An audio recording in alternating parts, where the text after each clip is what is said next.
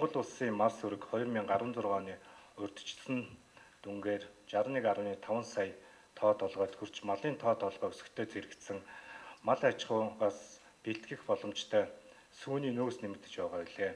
Жил дунджаар 600 гаруй сая литр сүү бэлтгэх боломжтойг түүнийг бүрэн дүүрэн ашиглаж чадахгүй байдал тулгарч байна.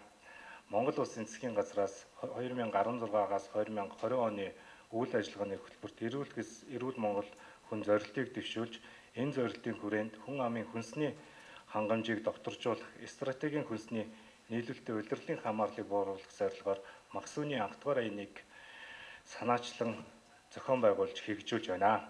Аяны хүрээнд Максүний эрчимцэн аж ахуй, тэжээлийн тариалан үйлдвэрлэлийг дэмжих, сүү бэлтгэлийн оновчтой тогтолцоог бүрдүүлэх, сүү боловсруулах салбарыг хөгжүүлэх, сүү бүтээгдэхүүний экспортыг нэмэгдүүлэх арга хэмжээнүүдийг авч хэрэгжүүлэхээр зохион байгуулад байна.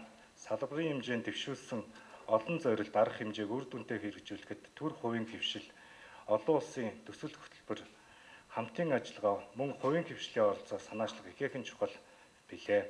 Өнөөдрийн арга хэмжээ сүү бүтээгдэхүүн, ундаа, савлсан ус, досны боловсруулах салбарт үйл ажиллагаа явуулж байгаа манай дотоодын ихэнх аж ахуй нэгжүүд төрийн бас байгууллага оролцож байгаа нь онцлмоор байна.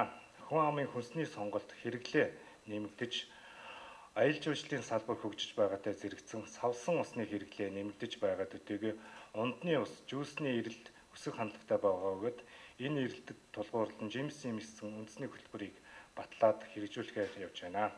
Монгол улсын сүү бүтээгдэхүүн, ундаа, савлсан ус, досны үйлдвэрт тулгарч байгаа бэрхшээл, түүнээс гарах арга зам, шийдлийг тодорхойлох, боломжит нөөц бололцоог ашиглах талаар харилцан санал солилцох, шийдэл гаргах өнөөдрийн арга хэмжээ чухал ажилтнуудтай билээ.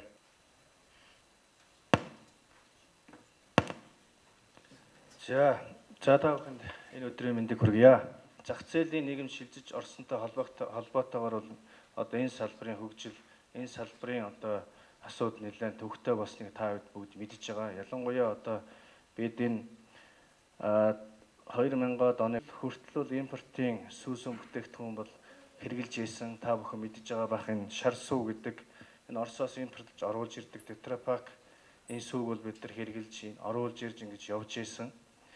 За тэгээд тийм түүх бол бий. За тэгээ 2010 оноос хойш бол 2000-ад оноос хойш бол бидний боловсруулах үйлдвэрийн хүчин чадал сайжирч энэ салбарын үйлдвэрлэл, энэ салбарт одоо бизнесийн байгууллагууд хөгжиж ирснээр бол бидний ялангуяа дотоодын зах зээл дээр дотоодын одоо сүүсүн бүтээгдэхүүнийг боловсруулж өөрсдөө хангах хэмжээнд бол ирсэн байгааг бол бид та бүхэн бол мэдж байгаа.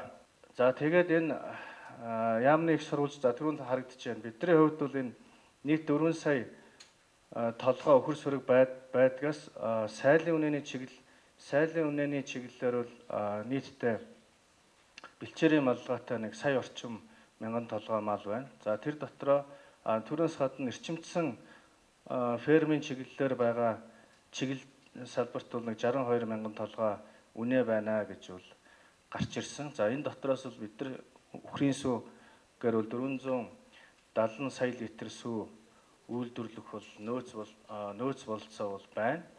Тэрний 15% нь буюу 70 сая орчим нь бол үйлдвэрийн аргаар боловсруулагдаж байна гэдэг ийм статистик тоо бол байна. Тэгээ энэ юу л дээ.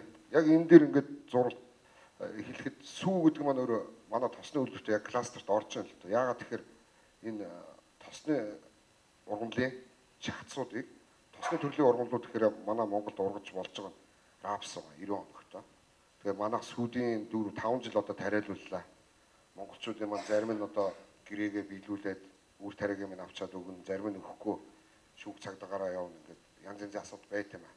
Монголын нэг газар тариалангийн нөөцийн хэмжээ 1 сая гаруй га байдаг. Одоо бидний эргэлт явж байгаа нь 500-аад мянган га.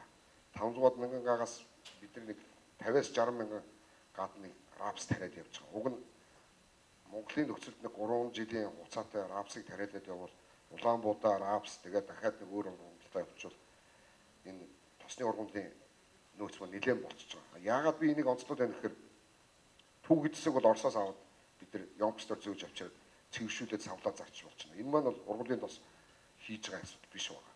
Яг хөрснөөс нэглээд ургуулад энэ үйлдвэрлэгч нарын тариаланч дээр, үйлдвэрлэгч нар дээр, боловсруулах салбар дээр хүн булган дээр нэмийн өртгөн шингээд явуучвал энэ маань жинхэнэ утгаараа үйлдвэрлэл болж байгаа юм. Ерөнхийлөгч бол нэг л зүйлийг хэлсэн байгаа. Ерөөсөө энэ 4 жилийн дотор 100% стратегийн хүнсээ Монголдо үйлдвэрлэнэ. Зөвхөн ганц хилэлцүүлэг хийгээд дуусахгүй. Яамтайгаа хамтарч ажиллая, хамтарч ажиллаж чадахгүй бол шахъя, шаардъя. Үйлдвэрлэгч нарт арилжааны бус урт хугацааны зээлийг яралтай олж өгөө. Шаардлагатай газарт нь импортын татврын хэмжээг нэмэгдүүлээ. Урд нь маш олон зөвлөгөөн, хурал танар суудаг. Шийдэл гаргаж чадахгүй л бид нэр хаяал явдаг. Энэ дээр чинь Монгол улсын ерөнхийлөгч одоо нэмж орж ирж асуудлыг шийдвэрлэх гэж нэмж орж ирж байгаа шүү. Ерөнхийлөгчд бол бүх хүн хэлж байгаа. Ийм эрх мэдэл байхгүй, засгийн газрын ажлыг булааж хийгээд байна гэдэг асуудал яригддаг. Гэхдээ ерөнхийлөгчд бол засгийг шахаж, шаардаж, хийлгэх эрх мэдэл нь байж байгаа. Тэгэхээр энэ дээр хэдүүлээ хамтраад л одоо энэ Монгол улсад 100% хүнсээ үйлдвэрлэх боломжийг 4 жилдээ л одоо хийцгээе л гэж л энийг зохион байгуулж байгаа шүү.